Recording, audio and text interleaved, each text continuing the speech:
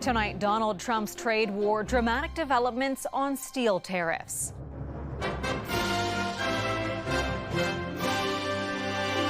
The new magic number to be slapped on a major Canadian export. This is crazy making in a lot of ways. We don't know where we are from one day to the next. How the industry is reacting, faced with a fresh tariff timeline.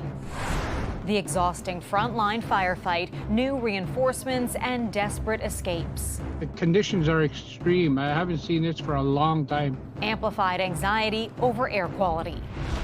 Also, a community shaken and a teenager charged in the fatal stabbing of a senior. It's very sad. It could be anybody else, right? But in our neighborhood, we never had something like that happen here. What police are sharing about the tragedy. And the backstory of Taylor Swift's sweet triumph after a bitter battle. Plus, tensions boiling in BC. Oh, just terrible. Selfish. Who's being blamed as issues bubble to the surface at a local hot spring.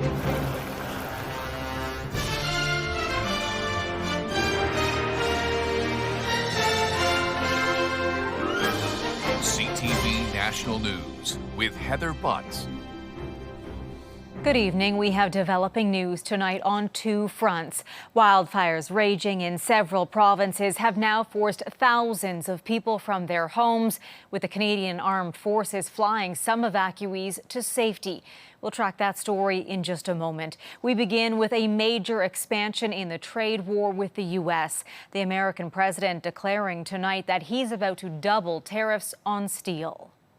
We're going to bring it from 25% to 50%, the tariffs on steel into the United States of America, which will even further secure the steel industry in the United States. Nobody's going to get around that. Donald Trump made the announcement during a rally in Pittsburgh, saying the increase would impact all steel and aluminum imported into the U.S. Trump posted that the 25% increase will come into effect on June 4th. The president's proclamation generating plenty of concern from Canada's steel industry. A day will come where what the Americans do will have to be situated within our global trade rules, and they're way offside for now. Minister of Industry Melanie Joly saying tonight Canada is fighting the unjustified and unlawful U.S. tariffs, and our steel and aluminum workers deserve no less than Canada's full commitment. This latest threat from the U.S. president comes as we get a first glimpse of the impact tariffs have already had on the Canadian economy. It exceeded expectations in the first quarter as businesses raced to get ahead. But as CTV's Jeremy Sharon reports, it may also be a sign of darker days still to come. Pools, hot tubs, you name it, they've got it, and inventory is up at this Ottawa leisure store. We did stock up on hot tubs. We stocked up on our billiards tables because we have two great suppliers from the United States, and it's not their fault that there are tariffs. Business behavior in response to Trump's tariff policies shaping this country's economic outlook. And while some businesses stocked up on pre-tariff imports during the first quarter, others rushed to send their products out. Trade drove a lot of the increase. Exports outpaced imports as a lot of businesses tried to race to get ahead of potential tariffs. Mining, quarrying, and oil and gas extraction were among the main drivers, along with an upturn in manufacturing that pushed GDP growth to an annualized rate of 2.2% in the first quarter.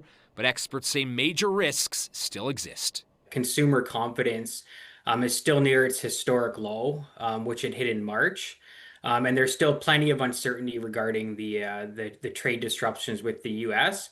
Uncertainty and unpredictability have been the only constant so far in Trump's administration, which promises to move ahead with its tariff-driven trade policies, even in the face of legal challenges. It's reminiscent of the early days of the tariffs, just a couple months ago, where you had tariffs on, tariffs off. Businesses weren't sure what's going on. The instability forcing businesses to take risks, uncertain about whether they'll ever actually pay off. I worry down the line of how much we're going to be able to sell to keep the lights on and keep paying rent. So today's GDP figures are also the last data indicator ahead of next week's rate announcement from the Bank of Canada. Experts increased their bets on a rate hold after today's report. Heather? Thanks, Jeremy. CTV's Jeremy Sharon in Ottawa.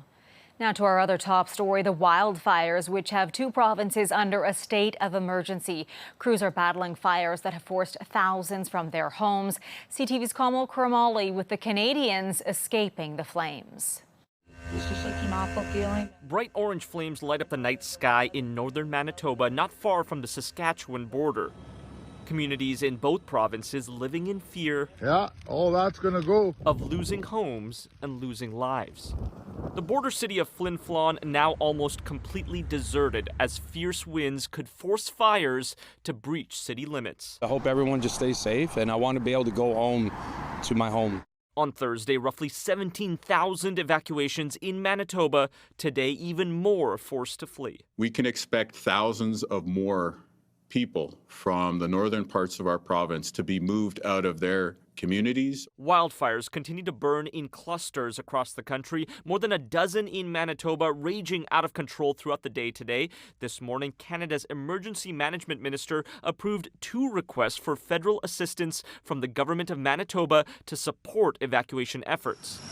This Hercules aircraft landing in a small northern community today, with Canadian Armed Forces flying out evacuees, and some help also coming from down south. We received news that 125 firefighters will be coming from the United States. In Saskatchewan, more than a dozen active fires. Roughly half of those were deemed not contained by fire crews. Conditions are extreme. I haven't seen this for a long time. It's amazing that we're getting this kind of heat in May. And in BC, an out-of-control wildfire in the northeast has also triggered an evacuation order for the area. All of it carrying thick smoke into urban centers. Today, Saskatoon covered in a blanket of haze. The health impacts of these smoke particles, that especially the ones that are smaller than about 0.3 of a millimeter, is that they can really get deep into your lungs. Environment Canada has issued air quality advisories from Alberta all the way to Western Ontario and is advising people who live in those areas with poor air quality to stay inside. Heather. All right, Kamal, thank you. Dry winds, flames and smoke all hampering efforts for crews in Alberta. CTV's Kathy Lee is in the town of Westlock, where new evacuees have found shelter. Thunderstorms across the province Thursday night not only left a mess, but sparked new wildfires and fanned ones already out of control. My son is on the fire department there, so we kind of knew to get ready ahead of time. The Hubert Lake wildfire now forcing those in Westlock County out of their homes, some finding hotel rooms in the central Alberta town of Westlock. Living where we live, you kind of know it's a risk. The community providing shelter for people up north as well, evacuated the day before. Sherry Walker was already here when the order was issued, separated from her family. We're leaving here soon and we're going to get back to Slave, see what's going on and see if I can probably get up to Peace River with them. People in Yellowhead County also ordered to leave. The wildfire 1 kilometer from the hamlet of Pierce. We do the best we can to get on these as quick as we can and to get them under control. Since yesterday, 10 new active wildfires ignited in Alberta,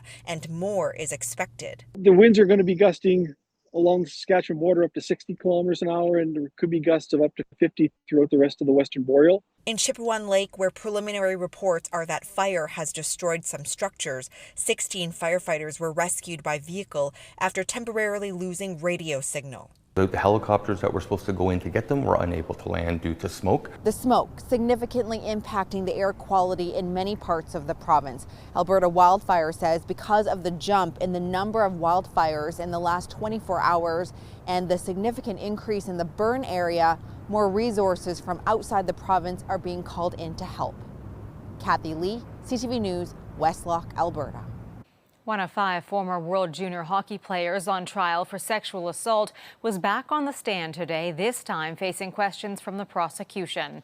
The Crown Attorney pressed Carter Hart on his memory of the events that allegedly happened in a London, Ontario hotel room on June 19, 2018. Hart and 4 of his former teammates are accused of sexually assaulting a woman known only as EM that night. Hart, the first of the accused to take the stand, maintained all sexual activity that night was consensual, but the Crown focused on gaps in his recollection, asking Hart how he could be sure of that if he couldn't remember less than half of what allegedly occurred in that hotel room. Adam Kaiji Low, the man accused of ramming a vehicle into a Vancouver street festival, will have a hearing to determine if he is fit to stand trial. 11 people were killed in the incident last month. No dates have been set for the two-day hearing. Low faces 8 counts of second-degree murder. A community just east of Toronto is reeling tonight, caught in disbelief over the daylight stabbing of a senior outside her home. The age of the accused, now facing first-degree murder charges, just 14 years old. CTV's John Vanavalley-Rao on what appears to be a random attack. In this normally quiet neighborhood, at the scene of the attack, flowers are being left for a senior who police say was stabbed in a sadistic and cowardly way, allegedly by a teenager, initially reported as being 13, but today it was clarified he is 14. As of right now, I can still tell you this appears to be a random attack, and we do have no connection between the victim as well as the male that's in custody. That boy, who can't be identified because of his age, was arrested at his home Thursday night and now charged with first-degree murder. Residents in the area horrified by what happened. And it's just sad. It's very sad. It could be anybody else, right? Like, in our neighborhood, we never had something like that happen here. She was great. Our friends moved in over there and she baked cookies for the kids last summer. Neighbors say the victim was in her 80s and a former kindergarten teacher. She was in front of her home, they say, gardening in the middle of the afternoon when police say she was approached by a male carrying a bag and dressed unusually. He was wearing a black trench coat as well as a mask, like a medical mask. Police say the two had a brief conversation and that the woman was then stabbed multiple times. Neighbors say a person in a trench coat was captured on doorbell and security cameras walking in the area. I saw him actually before it happened, just right here in front of the house. We are aware of some reports that he was seen in the area. Any connection to this area and any connection to this victim, we are still looking at. As for the victim's family, they have asked for privacy at this difficult time. John Vanavalley-Rao, CTV News, Pickering, Ontario. The ground search for Lily and Jack Sullivan, 2 Nova Scotia children who vanished weeks ago, will resume tomorrow. Police say search teams will focus on specific areas around their home and where a boot print was previously found. Earlier this week, the Mounties uncovered new video evidence that 6-year-old Lily and 4-year-old Jack were seen on May 1st, the day before their disappearance. The Prime Minister was focused on building big national projects today during a conference with municipal leaders. CTV's Judy Trin takes a closer look at how that could help cities feeling the pain of an ongoing trade war. In face of foreign threats, no prize for guessing what I'm saying. The threat coming from the White House is obvious. Mark Carney told a conference of municipal leaders that the federal government is going to create jobs through big national projects to help cities get through this trade war. Ensuring that the Canadian government becomes a catalyst for, not an impediment to, nation-building projects that will supercharge growth in communities both large and small. Carney is preparing a bill to fast-track projects such as railways and ports and has asked the premiers for their top 5 priorities. One has to be the pipelines. We can't be relying on the U.S. any longer. We have to start building pipelines west, north, and east. The government also promises to invest $25 billion in new housing projects. I said to the Prime Minister that I've waited for several decades to finally see a government that are coming back to building housing. But the money has yet to flow. That's a concern for the city of Windsor. The auto manufacturing hub has been hit hard by tariffs. Unemployment reached 10% here last month. Windsor's mayor wants the Prime Minister to focus on negotiating a new trade agreement. People just want to know what the rules of engagement are. Businesses want to know that too, so they can plan for their futures. Everyone wants to know where we're going to land on this and how fast we can land there. After meeting with the mayors, the Prime Minister will now turn his attention to the provinces. He'll meet with the premiers on Monday. On the agenda, connecting the country through big projects and removing interprovincial trade barriers by Canada Day. Heather. CTV's Judy Trin in Ottawa. Canada Post is calling on the federal government to step into its contract battle with unionized employees. The Crown Corporation says it wants the Minister of Jobs and Families to force the Canadian Union of Postal Workers to vote on its last contract offer. Canada Post says it and the union remain at an impasse. Coming up, an online network of predators exposed. She was returned to me drooling. She was clearly intoxicated. The new allegations revealed through a W5 investigation.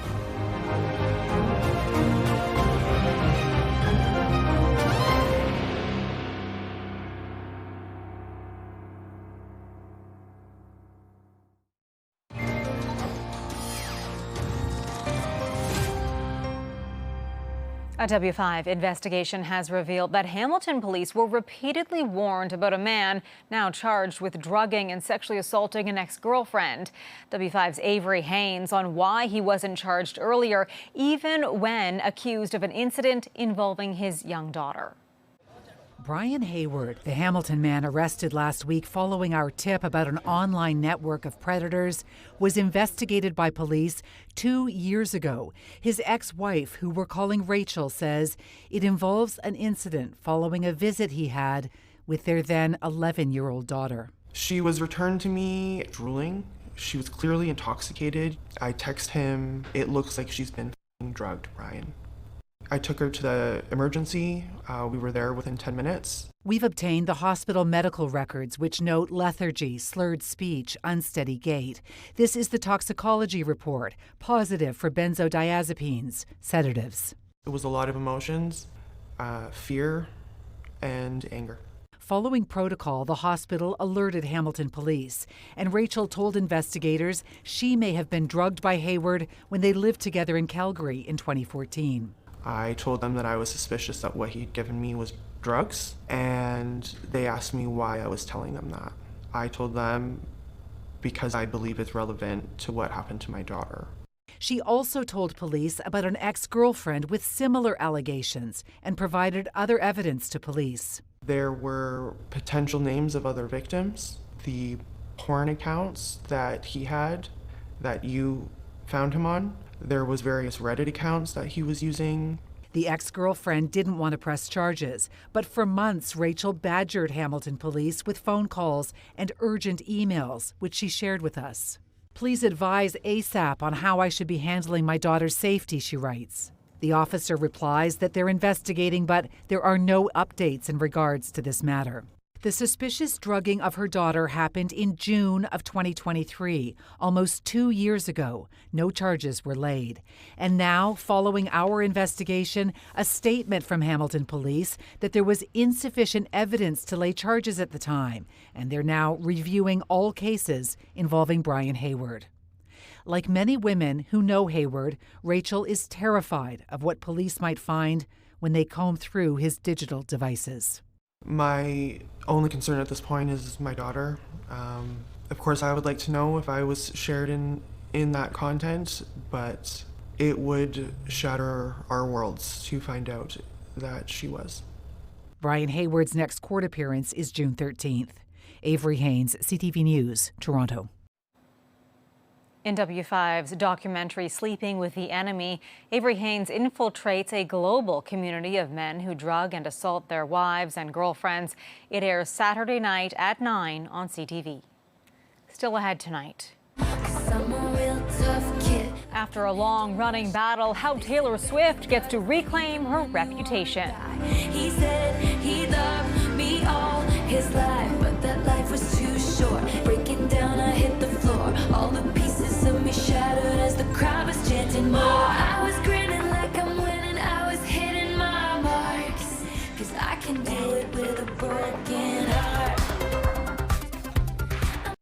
A massive win for Taylor Swift as the pop star reveals she has regained control of her entire music catalog. Are you ready for it? In an emotional letter posted on her website, Swift shared that she has finally bought back her first 6 albums, stating, "All of the music I've ever made now belongs to me." She continued, "All I've ever wanted was the opportunity to work hard enough to be able to one day purchase my music outright." This comes after the singer's masters from her first 6 albums were sold to a music executive in 2019, then sold again to a private equity company in 2020.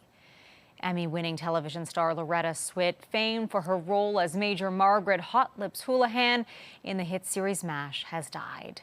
She passed away in her New York City home of what appears to be natural causes at the age of 87. Swit was nominated for Outstanding Performance by a Supporting Actress in a Comedy every year from 1974 to 1983 and took home the award twice.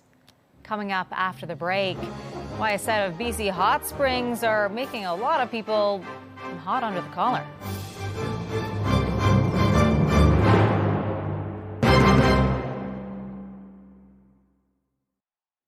People in a small BC resort town are boiling mad over what's happened to their hot spring. The pools on public property were filled with boulders and fenced off. CTV's Andrew Johnson on who's being blamed and now ordered to clean up. This water that bubbles up from the bowels of the earth isn't the only thing steaming right now in Harrison Hot Springs. Oh, just terrible. Selfish. People are stewing because they can no longer go for a free soak in this scenic spot at the source of the community's hot springs. The pools, known locally as Hobo Hot Springs, were mysteriously filled in with dirt and boulders last fall, and this week they're suddenly surrounded by a fence. Well, I thought it was mean-spirited. I thought it was vandalism, and I thought it was just an attempt to stop people enjoying a little bit of the hot spring resource without having to pay for it. Some pay for it next door at the Harrison Hot Springs Resort, a local tourist destination for generations. And the resort is being blamed for burying and fencing in the free pool. Unilateral action, treating these natural resources like a monopoly, like they own them, sends the wrong message. The resort, potentially in hot water over all of this, isn't talking, despite multiple requests for an interview. Now the resort is being investigated by the province and has been ordered to repair the natural spring next door. The resort is going to clean up the springs and return it to its natural state. As part of that, they asked if they could erect a fence around the site. The order requires the free hot spring site to be restored by the end of September, undoing what the mayor calls a simple mistake by the resort he believes his community is indebted to. The village owes its reputation nationally and internationally largely to visitor experiences through the resort over many, many decades. And it appears the humble Hobo Hot Springs will once again provide a more rustic resort alternative again soon. Andrew Johnson, CTV News, Harrison Hot Springs. Before we go, we want to acknowledge our team. We're proud to announce that today, CTV News won 5 Canadian Screen Awards in the most key categories, including Best National Newscast. Congratulations to our CTV family members who won tonight, and thank you to our loyal viewers who join us here every night. Thank you for watching. Good night, and I'll see you again tomorrow.